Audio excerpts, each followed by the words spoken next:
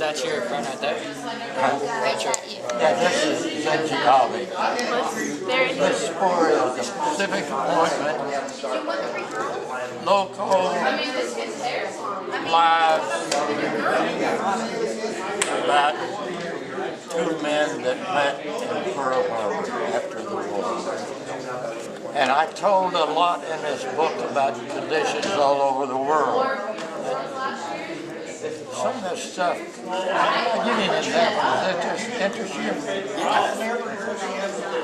I wrote, the war in Asia and Europe were increasingly affected Zenji, that's the guy, and all of the Japanese people. They are also aware that battle lines on the Chinese continent continue to expand. In May 1939, the Japanese and Russian armies clashed on a large scale at Nomonhan on the border of Manchuria and Mongolia. The Japanese army suffered a major defeat. Although the Japanese government did not publicize the truth about defeat, there were signs that things had not gone well. The sad figures of bereaved families increased numbers daily, while soldiers were sent off to active duty with pride of banzai, a gloomy atmosphere developed in Japan. You know, what I was trying to do in this book, to get people to bother to read this, how was things going on in Asia with Japan? Because we became engaged in a 5-hour war with Japan, with millions of American people killed, and I was trying to get some of this across to the public that was reading our book. Do you find that interesting? Good, thank you.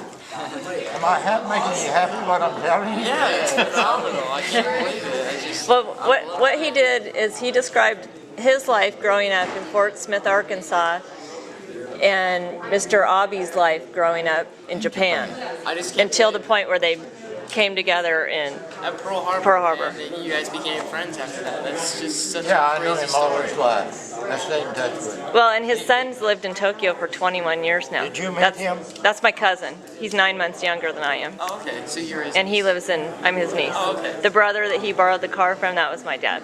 Wow. Yeah. And he wasn't too happy about it either. This might interest you. In the beginning of the book, I wrote this acknowledgement, and I said, my experience with the Pacific appointment made me aware that no manuscript, large or small, can be produced without help. If you're going to write a book, remember that, Stephen. Get some help. I'm grateful to the following people who gave me the help necessary to write this book.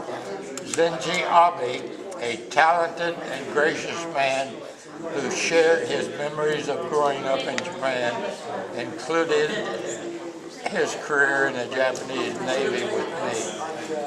Now, this is another story. I went to Japan to find out all about him. I went to where he grew up, his home, met his family and everything like that. Because this book is how he grew up in Japan, while at the same time I was growing up in the States. And I mentioned Kiko Okui, and I'll tell you something here that you probably already know. All Japanese females' first name ends in O. Now, my son is married to a Japanese girl, and her name is Minako. This one I'm writing about here, Okui, her name is Makiko. And all Japanese females, their first name ends with an O. I didn't know that. Do you find that interesting? That is interesting. Am I interested in you guys? Yes, your story's phenomenal. I don't want to bore you. No, believe me, you're not. Then I wrote about this other person that helped me when I wrote the book. And her name was Makiko Okui, and she was of the Noble Florium of Japan and the Yomiuri Shimbun newspaper in Tokyo. And she made the arrangements for me to meet with Zenji Abe. And the girl that I helped in Claudia Smith, who helped me to translate Japanese to English and English to Japanese. And then I spoke about my wife. My wife, Jane, who put up with my isolation and silence as I sat staring at a blank screen on my word processor for hours and days. That's the way you write a book. I gotta get something on paper. And then Carol Storm of Hemet, whose expertise turned my writings into a professional-looking manuscript. And then my son, Tom, who's a professional writer, who encouraged me not to give up when I wanted to quit and abandon. Writing a book is tough. Have you written one? No. Yeah? It's hard to read one. Okay. Why don't you tell them how you were able to do so much traveling? What was your job after the Navy? Well, after I got out of the Navy, the first thing I did, the war was over. And to some extent, jobs were harder to find than they were during the war. Anybody could do anything, got the job during the war. And I came out and I went down to Long Beach and interviewed for a job in a shipyard down there. And I thought they could use my past experience in the Navy, 4 years in the Navy. And they called me up later on and told me that they had told a lot of people about me wanting to join, needing a job in the Navy. And they said, we got a call from the management in San Francisco, and they want you to come up there and go to work for them. So that's how I got my first job.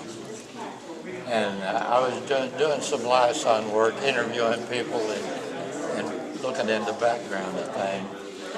And I left that and got a job with American Airlines, and I became the head of the flight service department. And you know what they do? They're the men and women that serve you on board the airplane, serve the meals, get you seated, take care of you on board. Flight attendant. They're called flight attendants. And eventually, I became the head of that entire big department in American. Wow. Thousands of people, and I was the director of it. And that helped me out a lot. Yeah. So he can still fly for free. Yeah. I mean, I have a. Yeah, and the flight attendants fell in love with me. They all wanted to marry me, and I had to keep telling them I was already married.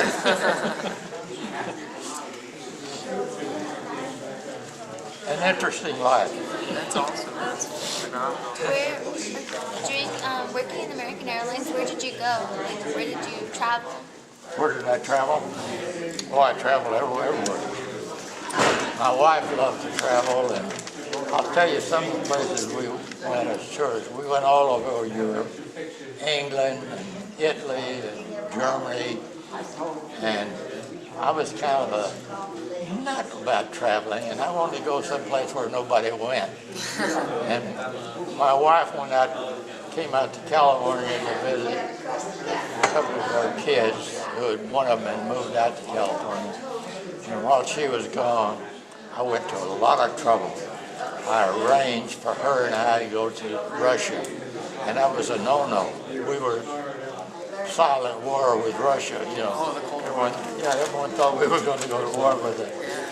And I called the Russian embassy in Washington, told them who I was and everything, and told them I wanted to get a visa to visit Russia. And that's what you had to do. You couldn't get into Russia without a visa.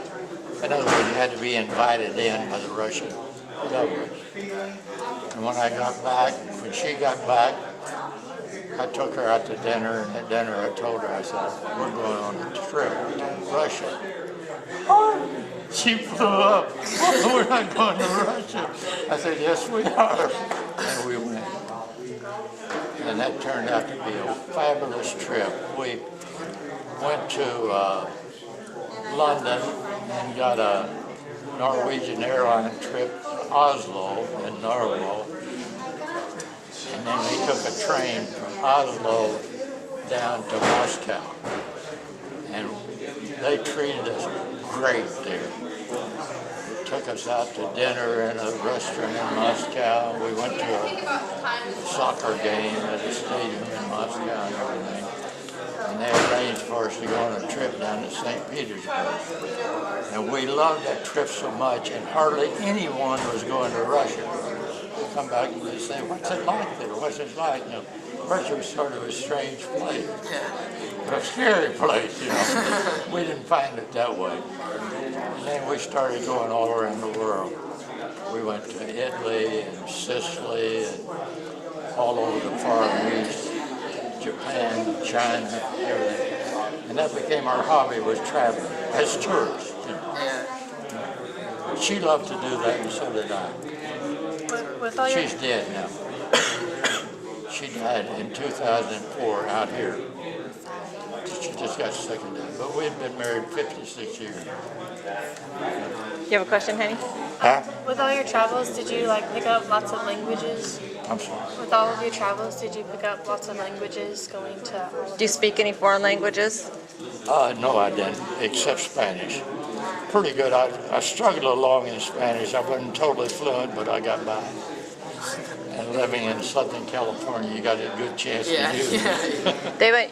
You and Aunt Jane went to Costa Rica a couple times, Yeah. and they rented an apartment there just to work on their Spanish. Yeah. That's awesome. And as a matter of fact, I was getting better and better in Spanish, but I was still struggling a little bit. And I'm always curious about how you find out how to do things. So I read in the paper, the Sunday paper, that there was a guy in Madrid that had run a school teaching English people how to speak Spanish and everything. And I called him up. He said, "Yeah, I'll take you into my school and teach you, make you a Spanish speaker."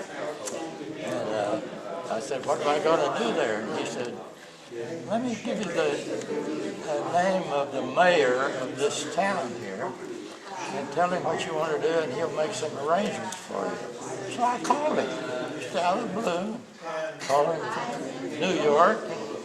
He thought I was kind of crazy, but he said, "Okay, so you want to enroll in the school?" I said, "Yeah, what am I going to do there?"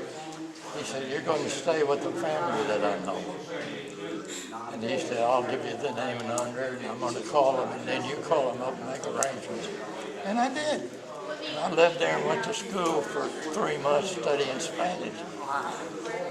See how good I was? I learned how to do things. Yeah. Wow. He You have thought of he doing wasn't that? shy, and he had a natural curiosity his whole life. So Yeah, I did. A natural curiosity for what? for everything. Oh, yeah. I did. I was interested in everything, and I went to offbeat places like Russia, places that people didn't go. I went over to Cuba. No one was getting into Cuba, and I went there. In fact, there was a ban against Americans visiting Cuba. You couldn't go over there. And I found out a way to go over there, and I went. You know what I did? She mentioned that Jane and I had been going down to Costa Rica. We would rent a place down there, lots of times spent a couple of months down there. And I kept thinking, what am I going to do? I got to get into Cuba. I couldn't get into Cuba. So I went up to a travel agency in Costa Rica. I said, "By any chance, can you get me a visa to get into Cuba?" He said, "Yeah, but there's a cost." I thought, "Oh, here it comes. I can't afford it." I said, "How much?" She said, $5. I said, "Sign me up." So I went over, and at that time, nobody was going to Cuba. You know, you couldn't get in there. The United States didn't permit you to go there. And I went over and spent a long time and learned a lot about Cuba. They gave me, the Cuban government gave me a guide, and I went all around and learned about it. But I always had a curiosity to learn about places that was hard to learn about. It's hard to learn about Russia, it's hard to learn about Cuba because they didn't welcome you in there. Although the Russian people really treated me nice, and their government did too. I got around to see things that I couldn't have got around to see other. No, when you were